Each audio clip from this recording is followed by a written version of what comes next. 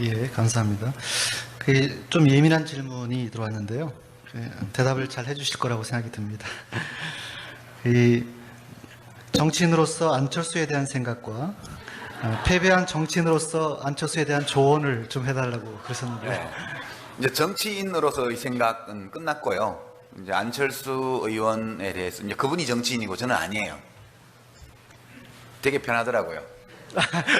이 정치할 때는 맨날 을이에요. 근데 요새는 보니까 정치하는 사람들이 갑처럼 행동을 해서 문제인데, 정치하는 사람은 을일 수밖에 없어요. 우선 지역구에 가면 지역구에서 만나는 모든 사람에 대해서 을이에요.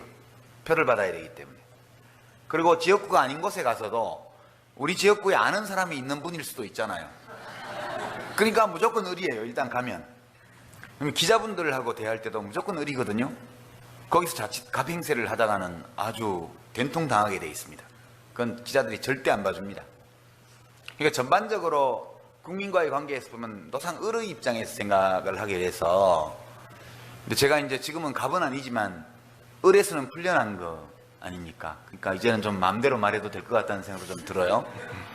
제가 지금 저보고 이제 정치하지 않는 작가 유시민으로서 또는 시민으로서 정치인 안철수에 대해서 좀 이야기를 해달라, 이렇게 제가 받아들이고 예, 말씀을 드리죠.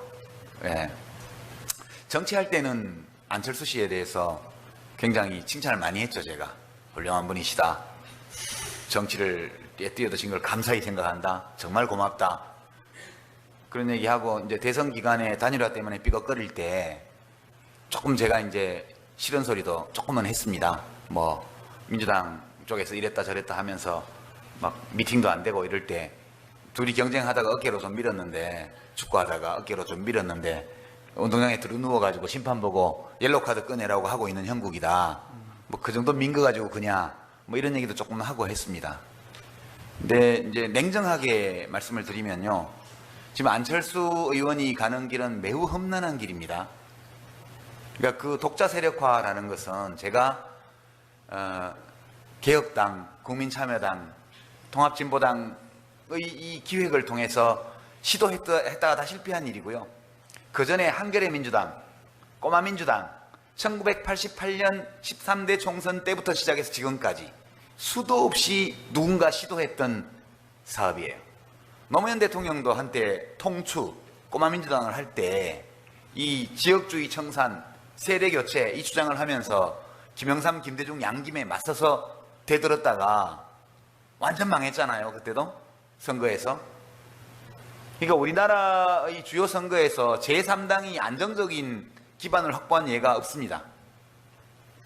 그것도 아류 정당이 아니고요. 자민련, 옛날 자민련 같은 새누리당 아류 정당은 특정 지역에서 그렇게 한 경우가 있었지만, 전국적 기반을 가진 제3세력을 구축하는 데 성공한 예가 지난 30여 년의 정치 역사, 25년의 정치 역사에서 단 한 차례도 없었습니다. 이건 너무너무 어려운 일이에요. 정말 상당히 많은 국민들의 절대적인 지지가 없이는 해내기가 매우 어려운 일이라고 저는 생각해요. 저는 일단 어려운 길을 가는 분한테는 박수를 쳐드려요. 그 길이 어려운 길이기 때문에 일단 박수를 치고 봐야 돼요. 왜냐? 안철수 씨가 편한 길을 가려면 그냥 민주당에 입당하면 돼요. 민주당에 입당하면, 그러면 뭐 대통령 후보 지지도 조사하면 민주당에서는 지금 밖에 있고 민주당에 문재인 전 후보가 있으니까 조사를 하면 비슷비슷하게 나오는 거지, 안철수 씨가 민주당에 들어가서 조사를 하면 훨씬 더 많이 나올 거예요. 압도적으로. 대통령 후보가 되는 길이 거기 있습니다. 간편하게. 저처럼 하지 마시고요. 나와서 제3세력 구축한다고 막 이러면 이거는 정치 혁신을 하려고 하는 데에는 도움이 될지 몰라도 자기가 대통령 되는 데는 별로 도움이 안 되더라고요. 그러니까 그게 편한 길이고, 지금 가려고 하는 길은 몹시 험한 길이에요. 그래서 편한 길이 있다는 것을 몰라서 안 가는 게 아니잖아요. 그런 점에서는 그 용기나 또는 신념이나 이런 데에 저는 일단 박수 치는 거예요. 이게 전반전이고요. 이제 후반전은, 저는 안철수 의원이 혹시 뭐 제3세력을 구축하는 데 성공해서 대통령이 됐다고 가정해보죠. 그럼 제가 뭔가를 기대할 수 있어야 돼요. 저 사람이 뭘 할까? 근데 그걸 모르겠어요, 지금. 저 사람이 대통령이 된다면, 또는 제1당의 당수가 된다면 뭐 할까? 그걸 알 수가 없어요. 제가 안철수 의원의 의원 되기 전에 뭐 강연록이라든가 저서라든가 이걸 다 봤는데 그걸 다 봐도 모르겠더라고요. 저처럼 정치 전문가가 다 읽어봐도 모르는데 국민들은 알겠어요? 뭔가 기대는 있죠. 기대는. 그렇지만 진짜 확고한 세력을 모으기 위해서는 뭘 하겠다는 게 분명해야 되는데 그게 앞으로 보여주시겠죠. 뭐 아니면 말고 어쩔 수 없는 거죠. 네. 그런 두 가지의 상반되는 감정을 가지고 지금 저는 보고 있습니다. 근데 인간적으로는 진짜 안 됐어요.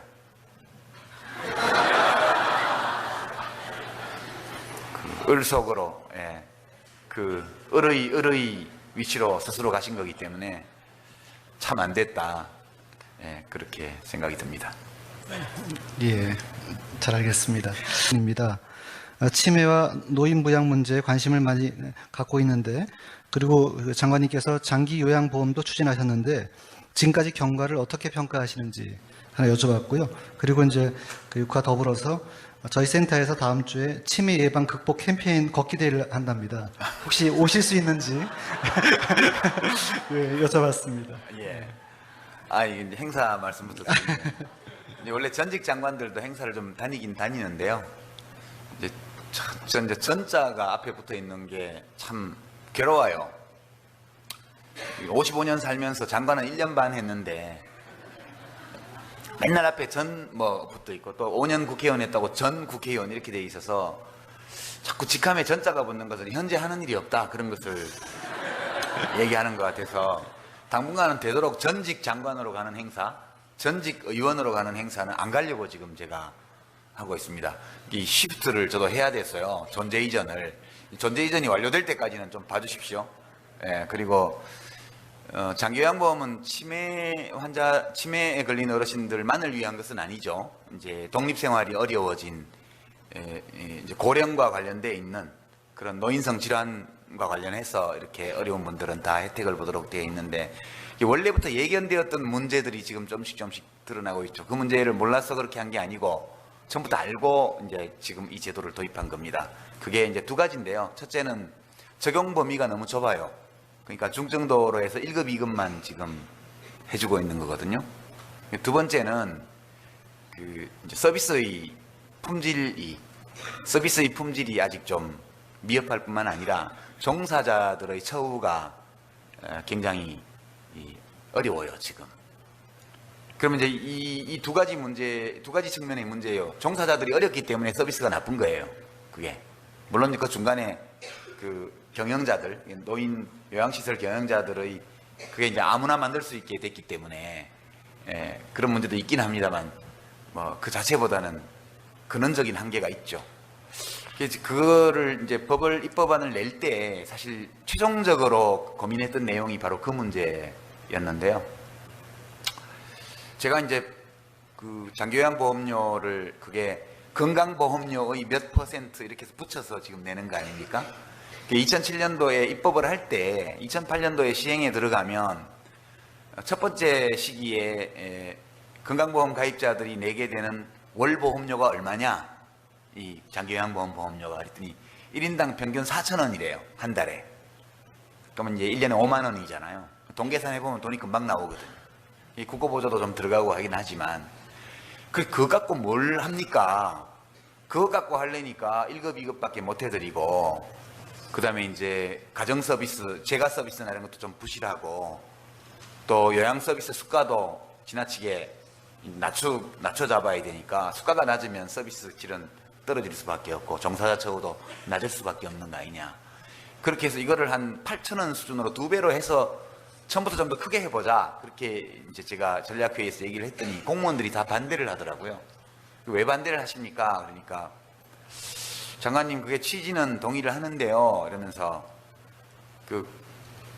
봉급생활자들이나 지역가입자들이 이렇게 봉투에 돈이 빠져나가는 게 매월 기록이 되는데 이게 가입자는 2천만 명이 넘고 돈 내는 사람은 2천만 명이 넘고 혜택 받는 사람은 50만 명도 안 되거든요. 그러더라고요.